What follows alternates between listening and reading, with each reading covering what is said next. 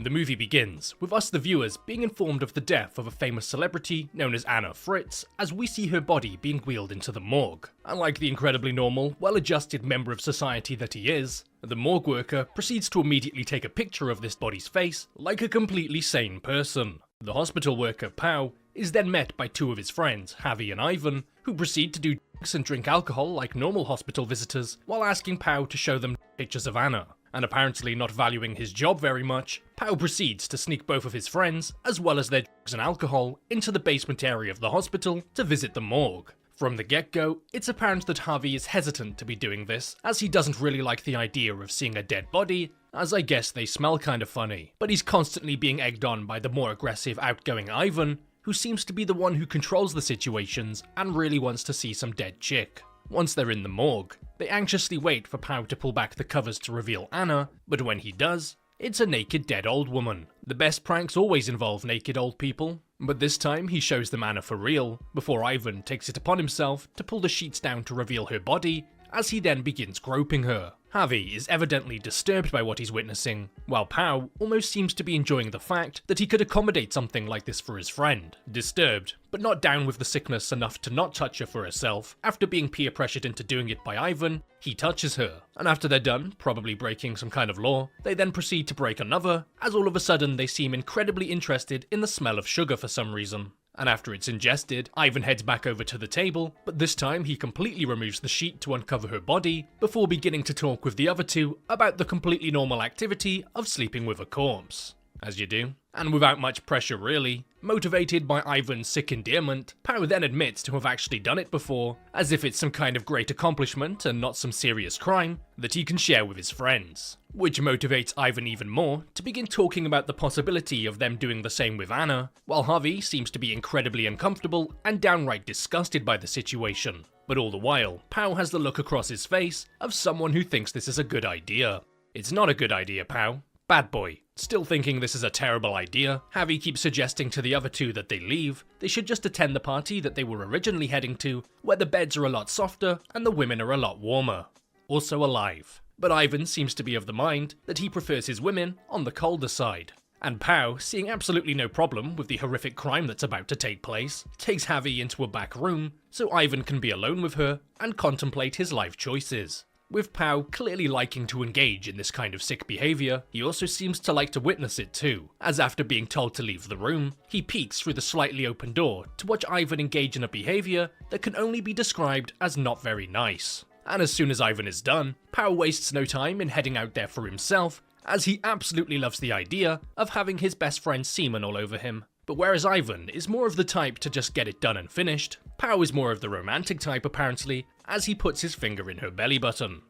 I knew he was weird. He climbs on top of her and begins, and after a while, Anna suddenly wakes up and opens her eyes, but seems to be completely paralysed as the unaware Pau continues to use her, without being able to move or cry for help, only able to stare ahead with an absolutely terrified expression. Pau suddenly looks down and screams as he sees her awake, because there's absolutely nothing more terrifying in this world than a woman. The other two come to investigate why Pau suddenly sounds like a 12-year-old girl, and they see for themselves that she is in fact quite the opposite of dead, which now only makes Ivan and Pau think about what they've done, not because they violated this poor woman, but because they violated this poor alive woman, meaning that there's going to be consequences. Javi immediately begins to comfort her, telling her that she's going to be okay while giving her a glass of water, when suddenly they hear someone coming. They cover her up and hide as an orderly enters the room, bringing in another corpse. Anna, barely able to move or make the slightest of noises, desperately tries to get the attention of the orderly, but every little bit of noise she's able to produce is done in vain, as the orderly is wearing headphones and not paying attention. And once the hospital worker leaves without noticing her, shutting the door behind him as he goes, all three head back out into the room to discuss what they can possibly do to get themselves out of this situation. Javi wants to take her to safety as fast as he can, while Pau and Ivan realise that there's no easy way out of this for them. She's seen their faces,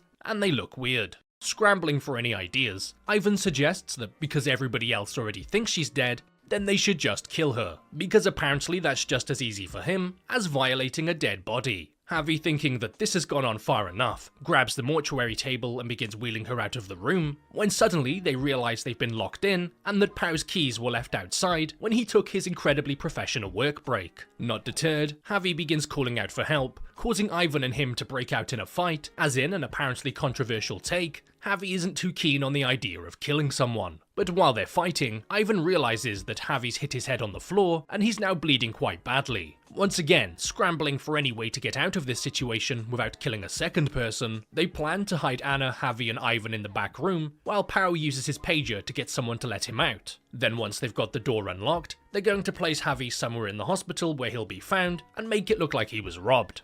And robbed he was. Robbed of his life. As after the door is unlocked and the blood has been cleaned up, Ivan comes back in the room to find their friend lying there lifeless in a bloodied slump in the corner. And Ivan, like the good molestery murderous friend that he is, proceeds to immediately perform chest compressions, but it's too late. Pau then also returns to find Javi dead, and Ivan crying about it, as he's just learnt that these little things called his actions result in these big things called his consequences. While Pau is freaking out at the sight of his dead friend, Ivan pulls him aside and begins manipulating the situation by telling him that not only did he do what he did to Anna, but now he's also an accomplice to Javi's death, so that the only way they're going to get out of this is that they stick together and see this through. And by see this through, apparently Ivan means throwing Javi's body in the trash, Frank Reynolds style. When I'm dead, just throw me in the trash. And while the other two are out of the room, Anna, slowly regaining her mobility and control over her voice, rolls herself off the bed and crawls over to Javi to find his phone. But suddenly, the pair enter the room to see her using it, before taking it from her, and realizing that it's too late. She's already made a call. So using this situation to her advantage, and her skill as an actor, she tells them that she called her father, but tries not to anger them too much by saying that she only told them that she was awake. So realizing that their fun night of putting their peckers where they don't belong and bashing in the brains of their best friend is over, in the ultimate walk of shame, they begin wheeling her out of the room, fully expecting to face the full force of the consequences. But suddenly, Javi's phone begins to ring, and as a confused Ivan answers it, he comes to the realization that the person on the end didn't answer the phone before, and that's why they're ringing back now. So, with no one apart from them actually being aware that Anna Fritz is indeed alive, and thinking that they've just been granted the second chance of a lifetime, they wheel her right back to the cold clinical setting of the morgue. Furious that he almost gave himself up due to her lies, Ivan wraps his hands around her throat and slaps her, while threatening to brutally violate her again if she dares try anything like that again. Ivan leaves to try and find something to discreetly transport Javi's body out of the hospital in, and while he's gone, once again spotting a chance, understanding that there's absolutely nothing physical she can do to free herself, Anna begins to use her mind. She takes the chance by attempting to manipulate Pau into thinking that Ivan strangled Javi to death while he was out of the room. Because maybe, if she can create enough internal conflict, or scare Pau into helping her, there might just be a way out of this. With Ivan still not back, Pau begins cleaning up Javi's blood in the back room, while Anna is restrained on the table. So while he's distracted, and taking advantage of the fact that Pau clearly was never a scout as a child, she manages to untie the restraints and drop to the floor. With her wrist still tied up, Anna begins to use the tried and true slug maneuver, and begins slowly crawling across the morgue floor. Eventually Ivan does return, after being forced to hide due to some employees taking a smoke break, and the pair then realize that they've just been outsmarted by a paralyzed dead woman. Men, am I right? Channeling their inner Mystery Inc., they split up and begin searching for her, with Ivan at one point walking out directly in front of Anna, but looking in the opposite direction. She just manages to drag herself into another room, a mere second before he turns around and sees her. She's forced to hide amongst the pipes and machinery, and eventually she's able to get her wrists free, and even after regaining a lot of control over her body, her legs still aren't working quite the way they should be. But after managing to get to her feet and slowly moving her legs, she's able to get out of the room undetected. But making like Ed Sheeran, her legs don't work like they used to before, and she collapses to the floor, once again being forced to drag herself. She manages to get all the way to the elevator that will take her up to freedom, and just as the doors are closing, Ivan suddenly appears, before grabbing onto her and violently dragging her down the hallway, smashing her head into a door frame. And with them all back in the morgue, Pow then confronts Ivan about the death of Harvey, which seems to completely confuse Ivan as he's like, well yeah, I did kill him, you watched. So with Pow choosing to believe him, or just feeling like there's nothing that can be done about it right now, he carries on listening to Ivan as he says that they need to kill her without leaving a mark, because they don't really need to be creating medical mysteries, like how did this already dead corpse strangle herself to death. Deciding to use a bedsheet, Ivan then tells Pow that he needs to be the one to do it, because if Ivan does it and they get caught, then he'll be the one put in the naughty corner for killing 2 people. But with Pow hesitating over the idea of killing this terrified, defenseless woman, Ivan suddenly grabs onto his hands and forces them both to do it together, because there's no better way to bond with your friends, quite like murder.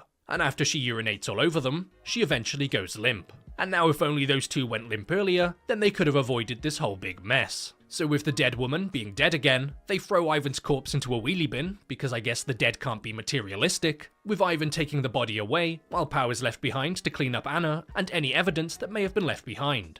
You know, like the blood, drugs and sperm, because apparently they decided to make one big party out of it. Ivan drags Harvey's body to the side of the road, giving his corpse disposal methods about as much effort as he gives to trying not to molest dead people, with Anna and the room fully cleaned. Pow is seconds away from leaving after the weirdest night shift of his life, when suddenly Anna begins to cough, as apparently she's just respawned. Pow, suddenly having a change of heart about the whole killing the innocent thing, pulls the cover back and tells her to pretend to be dead. And as Ivan returns, he feels like there's something that he's forgotten, so he pulls back her sheet for himself, as I guess the thing that he forgot was the fact that he just killed her. But with her looking dead enough to him, the pair begin to leave the building, when Ivan suddenly remembers what he forgot, his card that he was using for all of his sugar-smelling activities. So with him heading back, despite Pow trying his best to talk him out of it, he opens the door to see Anna standing there like a deer in headlights. Or should I say, a famous celebrity in Ivan's field of vision. Thinking that Pow is trying to frame him for the crimes, he grabs him by the throat before throwing him to the ground, but while he's distracted, being far too angry at the concept of facing any kind of repercussions for his actions, Anna stabs him in the back with a pair of scissors before thrusting them into his neck,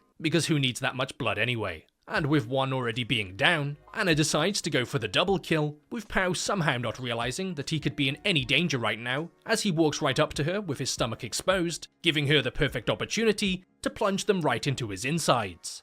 Repeatedly. How do you like having your insides non-consensually touched? And with the 3 men behind this being very much dead, and the victim being very much emotionally traumatized for the rest of her life, the movie finally receives its happy ending.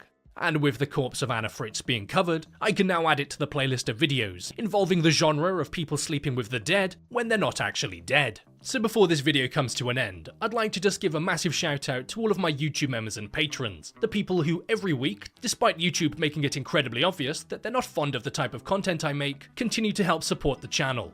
And if you wanted to become a YouTube member or a patron, not only do you get access to a private Discord server, but you also get access to all uncensored versions of videos. So starting off with this week's new YouTube signups, a big thank you to Icebreaker Baby, Tim Visser, Rick Bentz, Janik Shuster, Kate Parry, Planet SMG, Melkwire Tabone, Dredge, Francisco, Mindless Zebra, Gaddy Frederick, Daniel Combs, Loki Doki Doki, and Ghost Rider. Now heading over to this week's Patreon signups, a massive thank you to Zoya Jansens, KP, Victor, Jonathan Baker, Matthew Fries, Sagebeth, Jagger, I'm Hex, Ike DeBoa, Aim Lax, Sylvan Solaro, Isaiah Barnes, Stefano, Arento362, Diego Herrera, you can call me Jeff, Bayram, Some Dude, Clayton Bixby, Eli Yahia, Zierra Young, Griffin Ward, Cookie Monster, Ashen Games, Manson Sons, Bren Krausen, Zachary Bueller, and Caleb. So once again, a massive thank you to all YouTube members and patrons, and a huge thank you to everyone else for watching.